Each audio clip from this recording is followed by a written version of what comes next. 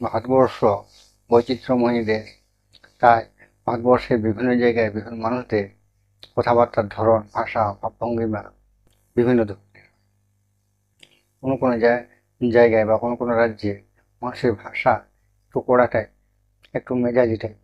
শুনলে মনে হয় যে তারা সবসময় মেজাজ দেখিয়ে কথা বলছে, কিন্তু তার সেই সেই এলাকার মানুষদের কথাবার্তার কোনো কোনো জায়গায় নরম করে কথা বলে, কোনো কোনো জায়গায় মাঝারি সুরে কথা বলে, কোনো কোনো জায়গায় একটু প্রবল শব্দ। এই ধরনের ভাষা জায়গা ভেদে স্থান ভেদে হয়ে থাকে। বিশেষ করে যে জায়গায় বেশি গরম বা যে জায়গায় দুর্গম জায়গা, সেসব জায়গার মানুষের ভাষা প্রবল শব্দ হয়। এখানে তারা জোরে জোরে কথা বলে। আর যেসব জায়গায় আবহাওয়া মনোরম সুন্দর, সেসব জায়গায় মানুষদের কথাবার্তা এবং তাদের নম্রতা, কথাবার্তার নম্রতা একটু বেশি হয়, কথাবার্তা মিষ্টি সমত হয়।